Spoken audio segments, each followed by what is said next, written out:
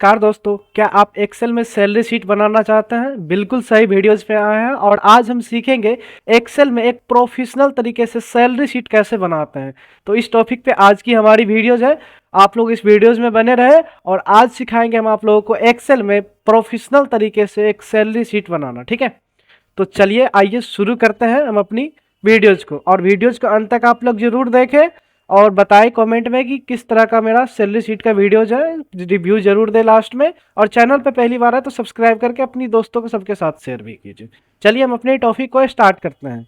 सबसे पहले क्या करना है दोस्तों, अपनी सैलरी शीट को ओपन करते हैं। हम आप लोगों को दिखा रहे हैं हमको बनाना किस तरह का सैलरी शीट है। ये मेरा सैलरी शीट है, यहाँ पे देख रहे हैं आप लोग। इस तरह का हमको सैलरी शीट हमको डिजाइन करना है। फिलहाल इनको हम क्लोज करते हैं। ठीक है, इस सैलरी शीट को हम यहाँ से क्लोज कर देते हैं और हम एक न्यू यहाँ से सैलरी शीट का जो हम एक यहाँ से सिर्फ यहाँ से हेडिंग बस डाल करके रखे हुए हैं, और इसी हेडिंग्स के अंदर में हमको क्या करना है, अब सारा डेटा हमको बनाना है। ठीक है, आपको ये हेडिंग आराम से बना लेना है, नॉर्मल है। इस दो सेल को सिलेक्ट करके मर्ज करके इसमें टाइप कर लेना है हेडिंग्स को, और यहाँ से तो सारा हेडिंग एंट्री किया हुआ है, तो ये आप लोग नॉर्मली एंट्री कर ही सकते हैं। ठीक है, चलिए हम आपको बताते हैं। यहाँ से शुरुआत से एम्प्लॉय आईडी से शुरू करते हैं और यहाँ से नेट सैलरी तक चलेंगे। ठीक है, सबसे पहले मेरे पास एम्प्लॉय आईडी यहाँ पे बोल रहे देने के लिए। ठीक है, अब देखेंगे एम्प्लॉय आईडी यहाँ पे होता है तो आप लोग पता करेंगे कि एम्प्लॉय आईडी क्या चीज़ होता है। तो ये कंपनी का, किसी भी कंपनी में अगर कोई काम कर रहा है 10 आदमी, 50 आदमी या 1000 आदमी, तो सभी का ना अलग अलग एम्प्लॉय आईडी होता है। अब बताइए एम्प्लॉय आईडी इसलिए दिया जाता है क्योंकि कंपनी के अंदर में मान लीजिए 100 आदमी काम करे तो उसमें से किसी किसी आदमी का क्या है कि नाम सेम होता है। ठीक है, अगर नाम सेम हो तो फिर उसमें तो दिक्कत आ जाते हैं, अगर सैलरी देना हो या किसी भी चीज़ का काम करना हो। तो इसी तरह इसीलिए इसी चीज़ के लिए हमको एम्प्लॉय आईडी दिया जाता है, ताकि पता हो जाए कि इसका एम्प्लॉय आईडी क्या है, उनका क्या है। एम्प्लॉय आईडी से ही पता करना होता है हमको। ठीक है, तो चलिए सबसे पहले क्या करते हैं, एम्प्लॉय आईडी सभी का हम ले लेते हैं, यहाँ से करते हैं सभी का एम्प्लॉय आईडी टाइप हम यहाँ से।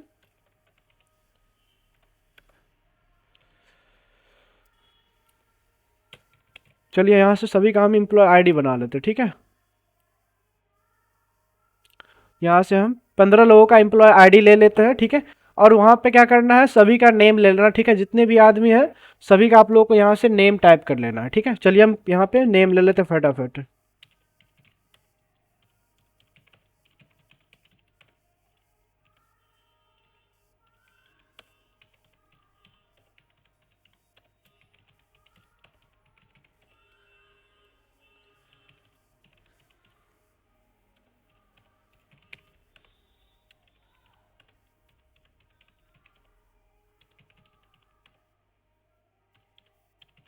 चलिए यहाँ पे हम 15 लोगों को क्या कर चुके हैं, नाम एंट्री कर चुके हैं। ठीक है, और नाम एंट्री जैसे ही किए हैं, इसके बाद में क्या करना है, यहाँ पे पोस्ट नेम बोल रहा है। ठीक है, अब पोस्ट नेम क्या होता है, अगर मान लीजिए कंपनी में काम कर रहा है तो कोई मैनेजर के पोस्ट पे है, तो कोई रहता है असिस्टेंट मैनेजर के, तो कोई हेल्पर के पोस्ट पे है, तो बहुत सारे पोस्टेज होते हैं कंपनी के अंदर में। तो आप जिस सैलरी शीट को बना रहे हैं अपनी अकॉर्डिंग यहाँ पे आप पोस्ट यहाँ पे सेलेक्ट करेंगे। ठीक है, तो चलिए जैसे कि हम यहाँ पे एक दो लोगों को यहाँ से मैनेजर की पोस्ट पे डाल देते हैं इनको, और इसको डाल देते हैं असिस्टेंट मैनेजर की पोस्ट पे। ठीक है, तो ये जो आप लोगों को यहाँ से, चलिए दो तीन को असिस्टेंट मैनेजर ले लेते हैं, और भी अकाउंटेंट है अगर तो कोई अकाउंटेंट ले लेते हैं, अकाउंटेंट ले लेते हैं। ठीक है, नेक्स्ट में अगर कोई नीचे हेल्पर्स वगैरह सब है तो हेल्पर्स सब भी ले लेंगे। इस तरह से आप लोगों को पोस्ट का नेम एंट्री कर लेना है। ठीक है, इनका साइज यहाँ से बढ़ा लेते हैं। नेक्स्ट क्या करना है, अब आपको ये तो पोस्ट आप लोग बिल्कुल आराम से एंट्री कर ही सकते हैं। अब सैलरी की बात आती है, तो सैलरी क्या होता है, सैलरी सबका अलग अलग सैलरी होता है। ठीक है, तो उस अकॉर्डिंग आप लोग अपना जो भी सैलरी है, आप सैलरी शीट बना रहे हैं उस अकॉर्डिंग आप लोग अपना अपना सैलरी एंट्री कर लेंगे इसमें। ठीक है, चलिए आपको बताते हैं। जैसे कि यहाँ पे मैनेजर का मान लीजिए सबसे ज़्यादा सैलरी होता है, तो यहाँ से क्या करते हैं, चलिए इनका सैलरी हम एंट्री कर देते हैं। ठीक है, ये मैनेजर का सैलरी हो गया। असिस्टेंट मैनेजर का मान लीजिए 40,000 सैलरी है। ठीक है, तो असिस्टेंट मैनेजर का हमने यहाँ से सैलरी डाल रखे हैं। चलिए सभी का सेम कर देते हैं। आप लोग जितना जितना सैलरी हो आप लोग अपने अकॉर्डिंग एंट्री कीजिएगा सैलरी शीट के अंदर में। अकाउंटेंट का सैलरी मान लीजिए यहाँ से 35,000 है, यहाँ से डाल देते हैं। नेक्स्ट इसका भी सेम कर देते हैं हम। आप लोग जो है अपने अकॉर्डिंग एंट्री करेंगे। हेल्पर का सैलरी मान लीजिए 25,000 रुपये, 25,000 डाल देना है यहाँ पे। चलिए हमने क्या किया, अभी सबका सैलरी भी एंट्री कर चुके हैं। ठीक है, अब आते हैं मेरा यहाँ पे अटेंडेंस की बारी। ठीक है, इसको हम लोग बोलते हैं एटीटी। यहाँ पे देख लिखा हुआ है अटेंडेंस इन मंथली। ठीक है, अब बताइए, एक कंपनी के अंदर में कोई काम कर रहा है तो उसका अटेंडेंस बनाना भी हमको ज़रूरी रहता है, क्योंकि एक सैलरी के अकॉर्डिंग अटेंडेंस के अकॉर्डिंग उसको हमको सैलरी देना पड़ता है। अगर कोई आदमी 30 दिन के अंदर 25 दिन काम किया तो उसको 25 दिन की सैलरी मिलना चाहिए, ठीक है, न कि 30 दिन को उसको सैलरी मिलना चाहिए। तो उसमें से सैलरी काटने के लिए आपको अटेंडेंस का भी जरूरत पड़ता है, तो अटेंडेंस भी बना लेना है। अटेंडेंस कैसे बनाना है? अब मान लीजिए कोई 25 दिन आया है, कोई 30 दिन आया है, तो यहाँ पे अटेंडेंस आप उसका यहाँ पे डाल देंगे। ओ सॉरी, 56 हो गया।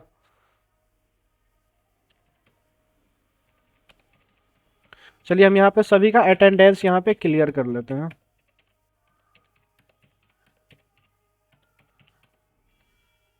चलिए यहाँ पे हम सभी का अटेंडेंस डाल दिए, ठीक है। अब अटेंडेंस डालने के बाद में बता रहा है हमको यहाँ पे सैलरी। अब ये कौन सा सैलरी निकालना है पता है आपको? इसका बेसिक सैलरी यहाँ पे 15,000, ठीक है। अब 15,000 जो सैलरी है इनका, वो 50,000 जो सैलरी है इनका, इसमें से क्या करना है हमको? सैलरी निकालना। सैलरी निकालेंगे यानी कि इसका तो अगर 30 दिन आए होते तो इसका सैलरी यहाँ से 30 यानी कि 50 का 50 ही रहते, ठीक है। बट ये 25 दिन ही आया तो 25 दिन का ही हमको सैलरी इसमें से निकालना होगा। और 25 दिन का सैलरी इसमें से कैसे निकालना है, इस पर फॉर्मूला कौन सा लगाना है? सबसे पहले यहाँ से इक्वल टू लगाना है, और हमको यहाँ से इसका जो बेसिक सैलरी है ना, उस सैलरी को क्या करना है? सेलेक्ट कर देना है। और इसमें जो है ना डिवाइडिंग करना है आपको, इसमें डिवाइड करना है 30 से, ठीक है। तो जैसे ही 30 से हम डिवाइड करेंगे ना, तो ये एक दिन का सैलरी निकल जाएगा, ठीक है। तो एक दिन का सैलरी तो हमको निकालना नहीं, हमको निकालना 25 दिन का सैलरी, ठीक है। तो इसमें मल्टीप्लाई आप लोगों को जो करना है ना, वो करना है आपको अटेंडेंस शीट से, ठीक है। अब इसको अटेंडेंस शीट से मल्टीप्लाई कर देंगे और इंटर करेंगे ना, तो इसका देखेंगे यहाँ पे हमको 25 दिन का सैलरी निकल के आ गया 41,666 रुपये, ठीक है। अब इसको यहाँ से जो पॉइंट के बाद है उनको हटाने के लिए आप लोग यहाँ से टिक कर देंगे, ये हट जाएगा, ठीक है। अब इसको क्या करते हैं? ड्रैग एंड ड्रॉप करेंगे तो देखिए सभी का सैलरी जितने जितने दिन प्रेजेंट हुए हैं उस अकॉर्डिंग सबका सैलरी, बेसिक सैलरी में से इसका सैलरी यहाँ पे अटेंडेंस के अकॉर्डिंग आ गया है कि कितना दिन ये प्रेजेंट हुए, उसके अकॉर्डिंग यहाँ पे सैलरी इनको आ चुका है, ठीक है। तो इस तरह से आप लोग सैलरी निकाल सकते हैं यहाँ से, ठीक है। नेक्स्ट है यहाँ पे डीए। अब देखिए आप लोग दोस्त लोग सबसे पहले जानेंगे कि डीए एक्चुअली में होता क्या है, ठीक है। डीए का क्या यूज किया जाता है? यहाँ पे देखिए डीए का मतलब होता है डियरनेस अलाउंस, ठीक है। डियरनेस अलाउंस क्या होता है कि आप किसी कंपनी में काम कर रहे हैं ना, तो आपको वहाँ पे डीए वगैरह मिलता है। तो डीए का ज़्यादातर एंट्री होता है कि आप लोग किसी को मिलता है सैलरी के अकॉर्डिंग, जैसे सैलरी इनका बेसिक सैलरी है 50,000 तो उस अकॉर्डिंग डीए मिलता है, या तो किसी किसी कंपनी में परसेंटेज के अकॉर्डिंग होता है, ठीक है। तो आप लोग किस तरह से आप लोग बनाना चाहते हैं अपनी कंपनी के अकॉर्डिंग में, उस अकॉर्डिंग आप लोग यहाँ पे एंट्री कीजिए। अगर परसेंटेज के अकॉर्डिंग ले रहे हैं तो परसेंटेज के अकॉर्डिंग बना सकते हैं, नहीं तो अगर सबको डीए मिल रहा है 1,000 रुपये तो 1,000 कर देंगे सबका, ठीक है। नहीं तो अगर बोले कि 2% या तो 5% सबका डीए दिया जा रहा है, तो उस अकॉर्डिंग आप लोग यहाँ पे एंट्री कर लेना, ठीक है। तो आप चलिए हम आपको बताते हैं परसेंटेज के अकॉर्डिंग, अगर इसका सैलरी है उस अकॉर्डिंग इसको बोलेगा कि 2% आपको मिलेगा, ठीक है। या तो सभी का 2% है तो सभी का 2% कर लेना है। फिर यहाँ पे क्या करना है? इक्वल टू वाले फॉर्मूला लगाना है यहाँ से। अब बेसिक सैलरी को सेलेक्ट करना है, ठीक है, डीए में इसको मल्टीप्लाई करना है। अगर 2% 3% मिल रहा है तो जो जितना परसेंट मिल रहा है उतना से मल्टीप्लाई करके और इसको बट्टे में 100 डाल के इसको डिवाइड कर देंगे, ठीक है। तुरंत यहाँ से देखिए आ चुके हैं, यानी कि इसके सैलरी के अकॉर्डिंग इसका 2% मिल रहा है, सबके सैलरी के अकॉर्डिंग 2% यहाँ पे आ चुका है डीए, ठीक है। तो ये हर कंपनी में मिलता है और ये कंपनी के ऊपर डिपेंड कर रहे हैं। जिस कंपनी में नहीं दिया जा रहा है उस कंपनी के अकॉर्डिंग नहीं भी हो सकते हैं। तो आप कंपनी में किस तरह से एंट्री कर रहे हैं उस अकॉर्डिंग एंट्री कीजिए आप भी। यहाँ पे एचआर का मतलब होता है हाउस रेंट अलाउंस, ठीक है। ये कंपनी आपको अगर हाउस रेंट के लिए दे रहे हैं तो यहाँ पे एंट्री कीजिएगा, नहीं दे रहे हैं तो आप इनको साइड कर देंगे जब आप सैलरी शीट में एंट्री करेंगे तो। और अगर आपको दे रहे कंपनी तो इनको ऐड कैसे करना है चलिए बताते हैं। अगर इसके सैलरी के अकॉर्डिंग अलग से मिल रहा है यहाँ पे 10%, 15%, 18% रूम रेंट के लिए, तो यहाँ पे आपको सैलरी के अकॉर्डिंग 18% ले लेना। नहीं तो अलग से अगर बोले कि मैनेजर के पोस्ट पे 10,000, 50,000, 10,000, 5,000 इस टाइप से एंट्री रहे तो आप उस टाइप से भी एंट्री कर सकते हैं। नहीं तो अगर पर सैलरी के परसेंटेज के अकॉर्डिंग मिल रहा है तो इसको भी उसी तरह से निकाल लेना है। जैसे बहुत सारी कंपनी में क्या करता है कि 18%, 12% सैलरी के अकॉर्डिंग उसको रूम रेंट दिया जाता है, ठीक है, रूम रेंट के लिए। तो यहाँ पे इक्वल टू करेंगे और यहाँ से इसको सैलरी ले लेते हैं। चलिए इसको हम यहाँ से 15% यहाँ से इसको हाउस रेंट के लिए दे रहे हैं, तो इसको 7,500 रुपये आ रहा है रूम रेंट के लिए, ठीक है। इसके सैलरी के अकॉर्डिंग सबके अपने अपने सैलरी के अकॉर्डिंग यहाँ पे रूम रेंट आ चुके हैं, ठीक है। नेक्स्ट होता है दोस्तों सीए। अब देखिए सीए क्या होता है? सीए होता है कि कंपनी में कन्वेंस अलाउंस, ठीक है।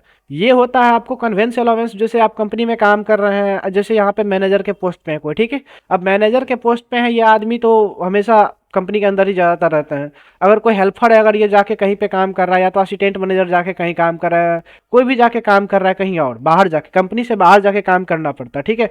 तो उसको वहाँ पे जाने के लिए तो खर्च पड़ता है, ठीक है। तो रूम रहने के लिए या तो खाना खाने के लिए, तो ये सब जो खर्च होता है ना, ये कंपनी को, इसी को बोलते हैं कन्वेंस अलाउंस, ठीक है। इसको बोलते हैं हम लोग सीए, ठीक है। तो ये भी ये कंपनी प्रोवाइड करती है। तो ये कंपनी जो सीए जो प्रोवाइड करते हैं ना, तो ये इस अकॉर्डिंग प्रोवाइड करते हैं कि जितना आप बिल दिखाएंगे कंपनी को कि मेरा इतना खर्च हुआ, रूम रेंट पे 500, 1000, 2000, या तो खाना खाने में 500 रुपये, 1000 रुपये, तो वो आपको कंपनी यहाँ से ये पैसा आपको अलग से पे करते हैं, आप जितना का बिल दिखाएंगे उसके अकॉर्डिंग, ठीक है। तो फिलहाल आप ये बिल के अकॉर्डिंग आप लोग ये सीए सभी में फिलअप कर सकते हैं, ठीक है। अगर नहीं तो अभी फिलहाल हम सबके 1000 एडिंग करके आपको बस बता दे रहे, सभी का 1000 ही ले लेते हैं। चलो मान लीजिए अगर इस मंथ में सभी का 1000 सैलरी, मतलब सभी का 1000 खर्च हुआ है, तो उसके अकॉर्डिंग हम यहाँ पे डाल दिए, ठीक है। आप चाहे तो अपने बिल के अकॉर्डिंग बिल देख के, जिसका जीरो है उसका, जैसे मैनेजर का जीरो है तो नहीं भी डालेंगे, ठीक है। जिसका कोई खर्च नहीं हुआ है उसका नहीं भी डालना है, ठीक है। नेक्स्ट होता है दोस्तों टीए। अब टीए क्या होता है? ट्रैवलिंग एलोवेंस, ठीक है। ट्रैवलिंग एलोवेंस क्या होता है? ट्रैवलिंग एलोवेंस के अंदर में जैसे कि मान लीजिए कंपनी आपको आने जाने का खर्चा पे करता है, ठीक है। ये आने जाने का खर्चा क्या, जैसे आप घर से अपने कंपनी जाते हैं, ठीक है, और कंपनी से आते हैं, अगर ये भी खर्च आपको कंपनी उठाते हैं, ठीक है, ट्रैवलिंग एलोवेंस, तो ये भी आप भर सकते हैं यहाँ पे, ठीक है। जिसके कंपनी में नहीं अलाउ है ये चीज़ सैलरी शीट में नहीं एंट्री कीजिएगा। अगर जिसके कंपनी में अलाउ है, जो यहाँ पे आप लोग एंट्री कर सकते हैं। अब सैलरी शीट में इसको एंट्री कैसे करना है? आप सबके अपने पोस्ट के अकॉर्डिंग अगर दे रहे हैं तो ठीक है, नहीं तो सबको बराबर है तो सबको बराबर एंट्री कर देना, ठीक है। अगर मान लीजिए मैनेजर का ज़्यादा दे रहे हैं ट्रैवल एलाउंस के लिए, या तो ज़्यादा तो देंगे नहीं, बस जितना खर्च होगा उतना देना है। अगर सबका सेम दे रहे तो चलिए यहाँ पे सबका 2-2 हज़ार करके हम ऐड कर देते सबका। आप लोग अपने अकॉर्डिंग ऐड कीजिएगा इसको, ट्रैवलिंग एलाउंस को। नेक्स्ट होता है दोस्तों, यहाँ पे देखिए सबसे पहले जाने ओटी। ओटी का मतलब ओवर टाइम इन हॉर्स, ठीक है। अब ओवर टाइम देखिए, किसी कंपनी में आप काम कर रहे हैं, 8 घंटे ड्यूटी दे रहे हैं, और अगर आपको 12 घंटे करने हैं या 14 घंटे ड्यूटी करना है, तो ओवर टाइम का आपको अलग से पैसा मिलता है, ठीक है। तो वो काम कैसे हम लोग सैलरी शीट में एंट्री करेंगे, चलिए देखते हैं। जैसे कि मान लीजिए इस डेट में हम क्या करते हैं, ओवर टाइम का, चलिए हम यहाँ से सभी का एंट्री कर लेते हैं। जैसे मैनेजर है, ये ओवर टाइम किया है 10 घंटा, ठीक है। एक मंथ में पूरा मंथ को यहाँ पे एंट्री जोड़ करके कर लेना है कि कितना घंटा इसने ओवर टाइम काम किया है, ठीक है। तो चलिए हम सभी का ओवर टाइम यहाँ से एंट्री कर लेते हैं।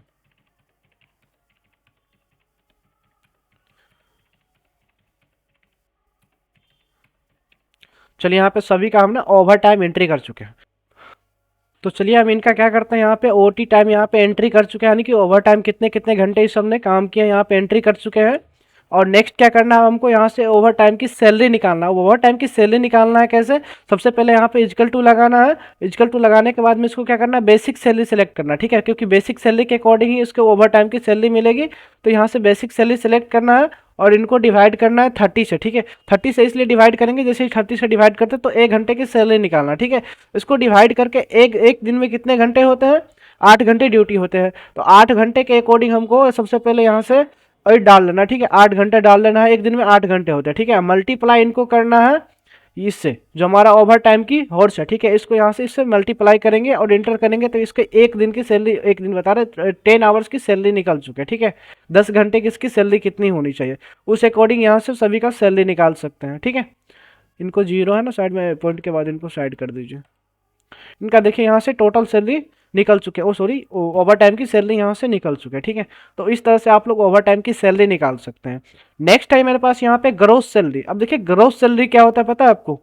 जो यहाँ से इनकी जो सैलरी की शुरुआत हुई ना, सभी में से यहाँ से जोड़ करके यहाँ पे लाएंगे तो वो होगा मेरा ग्रोस सैलरी, ठीक है।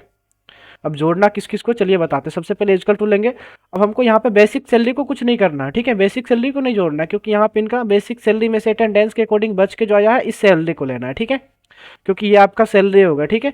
फिर इनको यहाँ पे प्लस करके इनको ऐड करना है डीए को, क्योंकि आपको डीए तो देते ही कंपनी, तो डीए ऐड कर लेना है। नेक्स्ट एचआर है, आपको हाउस रेंट भी कंपनी देंगे, तो इसको भी आप लोग ऐड कर लेंगे। सीए को भी आप लोग ऐड कर लेंगे, जिनको मिल रहा है सीए वो भी आप लोग, जिनको जितना जितना खर्च हुआ इनको भी ऐड कर लेंगे सीए को। ट्रैवलिंग को भी आप लोग इनमें ऐड कर लेंगे, ठीक है। कंपनी में चलिए टीए को भी ऐड कर लेते हैं। और अब जो बच गए हैं वो आपकी ओवर टाइम की सैलरी, इनको भी आप लोग ऐड कर लेंगे। फिर यहाँ से एंटर करेंगे। इसका देखिए यहाँ पे ग्रोस सैलरी निकल के आ चुका है, ड्रैग एंड ड्रॉप कर लेंगे डाउन तक, ठीक है। यहाँ तक देखिए इसका ग्रोस सैलरी आ चुके हैं, यानी कि इसका बेसिक सैलरी है और ये सारा सैलरी जोड़ करके इसका आ रहा है 54,750 रुपये, यानी कि ये इसका ग्रोस सैलरी हो गया।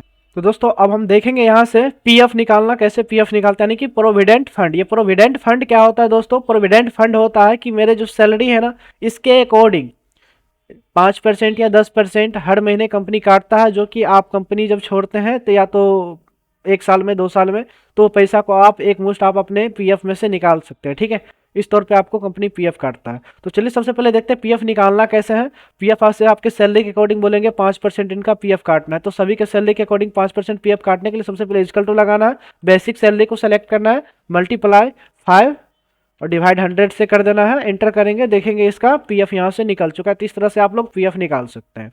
नेक्स्ट है मेरे पास में ईएसआई। अब ईएसआई क्या होता है एक्चुअली, चलिए देखते हैं। ईएसआई का मतलब होता है employ state insurance. Employ state insurance क्या होता है एक्चुअली, चलिए सबसे पहले देख रहे हैं। एम्प्लॉय अगर किसी कंपनी में काम कर रहा है तो उसका तबीयत खराब होता है या कुछ भी होता है तो उसका सारा कंपनी के ऊपर जिम्मेवार रहता है, उस कंपनी सारा पैसा पे करती है उसको।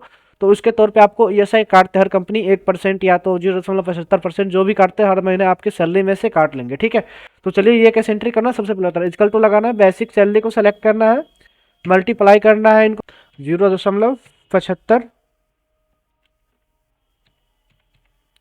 डिवाइड 100 से कर देना, एंटर कर देना है।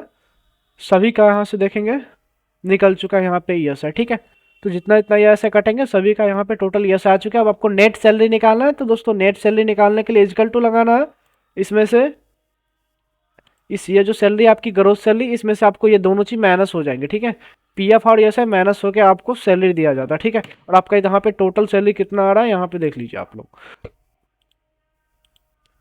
तो इस तरह से आप लोग एक्सेल में सैलरी शीट की सारे का सारा एंट्री कर सकते हैं। तो वीडियोस कैसे लगे, पसंद आए तो चैनल को सब्सक्राइब करके लाइक करके अपनी